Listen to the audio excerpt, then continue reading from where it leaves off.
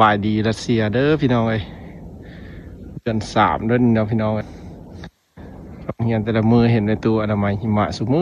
อบานเราสีหนาวขนาดเราก็ได้เงินเราบูมีท่อโคมฮอนได้นี่พี่น้องเราได้ดั่งไฟอุดสมือได้นี่หวานเทินพี่น้องเอ้ยรัสเซียความหนาวโรงเรียนเขาก็อยู่มอแบบซานเมืองพี่น้องเอ้ยมอชนบทА, давай. Раз. Здрасте. Ты меня снимаешь или нет? Да, снимаю. Да, давай. Снег убираю, да? Да. โอ้ยพี่น้องเอ้ยว่าสิบ่ถ่ายพี่น้องเอ้ยเดือนสามเลยนี่เด้อเบิ่งหิมะอยู่บ้านเถิดฟ้าแจ้งขนาดมื้อนี้แห้งสิตกหลายพี่น้องเอ้ยดูรัสเซียมื้อนี้นะ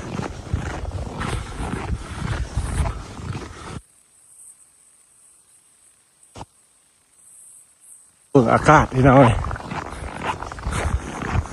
ฟังเฮียนแต่ละมือพี่น้องว้ารัสเซียปีนี้แห้งสิตกหลายเด้อพี่น้องหิมะเด้อเบิ่งแม่หลังคาบ้านเทือนจนเอ็นเลยนี่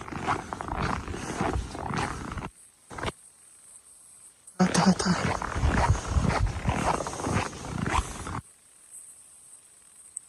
รถรางก็จนว่าขาวเปื้อเงินสารในบ้านในซองมีมุมไหนเลยสิโบขาวพี่น้องเลยเดือนสามรัสเซียถ้าปีนี้ย่านฮอดเดือนหกพี่น้องหิมะเป็นยังไงเนาะทางอื่นหนาวแบบนี้บอกพี่น้องเลยคือว่าหนาวดนแค่ปีนี้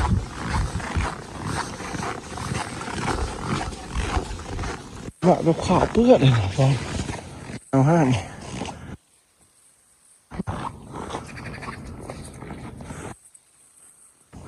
มันเขากระมอแบบซานเมืองพี่น้องเลย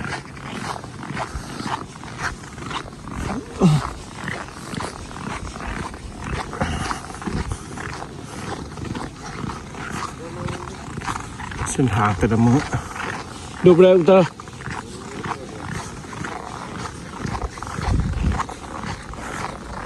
ย่างไปโรงเรียนเศร้าๆพี่น้อง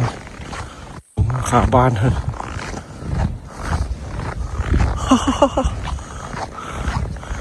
บ่เห็นกับตาบนให้จะเสือพี่น้องเอ้ย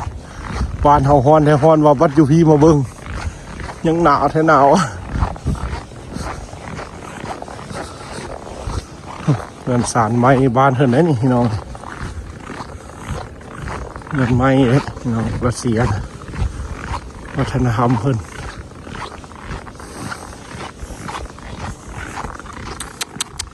แถวนี้งามเนาะ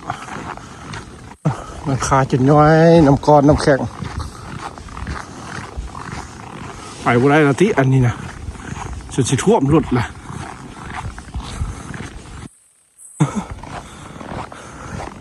พูดอ่ะพี่น้องป้าอันนี้ไฮไลท์สุดๆ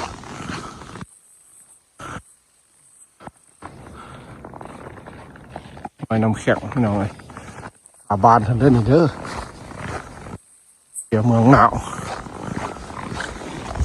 เมืองเกาะหิมะปลุกหัวเลยจนท่วมพอหัวพี่น้องเลยคักแถวนี้เอ้าพี่น้องเอ้ยเชื่อกันไหม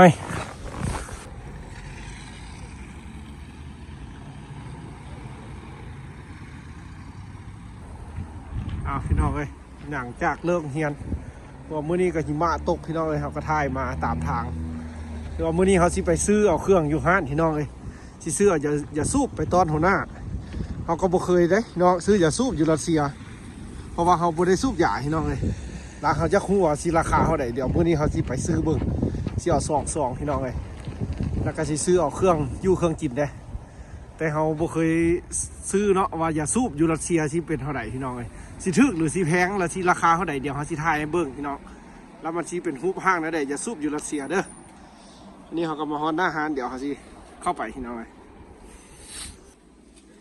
เดี๋ยวเขาสิกดเอาเงินสดได้พี่น้องเขาสิกดเอาเงินสดไปซื้อยาสูบเบิ่งว่าสิเขาใดพี่น้องแล้วเขาสิถ่ายให้พี่น้องเบิ่งนำว่ายาสูบยูรัสเซียเป็นแนวใดพี่น้องอันนี้ก็ท่าคนรัสเซียคนกดเอาก่อนเดี๋ยวสิกดเอาเงินสดไปซื้อพี่น้องตอนนี้มาฮอนห้านละนะสิกดเอาเงินสดพี่น้องจะเอาเงินสดไปซื้อ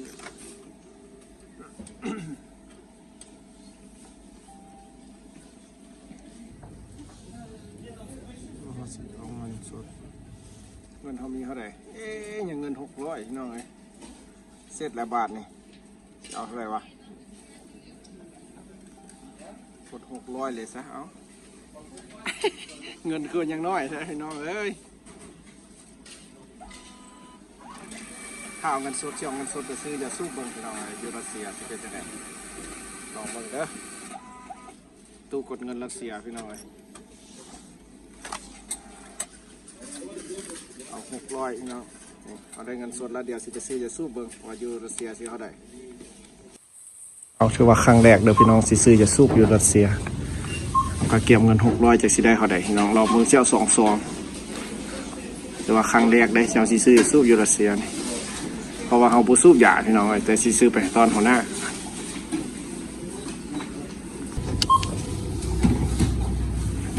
น้องบังนะmostra siklet devia kanoka devia stup เป็นกำลังเอาให้เนาะดาวินตันเดว่าดาชัว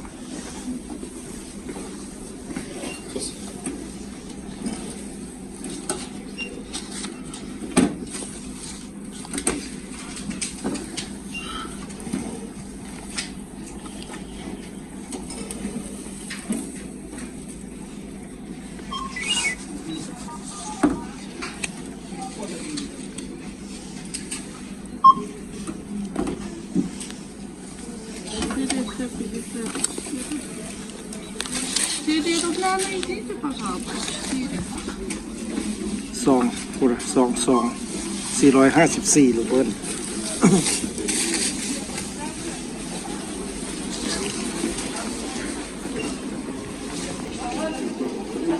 ซองพี่น้องเลย 454ลูกเบิ้ลเด้อ2อย่างพี่น้องเอาพี่น้องหน้าตาอย่าสูบก็สิเป็นอย่างนี้เด้ออย่าสูบรัสเซียพี่น้องเลยเขาก็ถือว่าข้างแรกได้เพราะว่าเขาบริสูบยาพี่น้องสิซื้อไปตอนเพิ่นซื้อถือว่าซองหนึ่งถึงอยู่227รูเบิลพี่น้องเลย227รูเบิลถ้าเป็นเงินบ้านเขาก็สิโห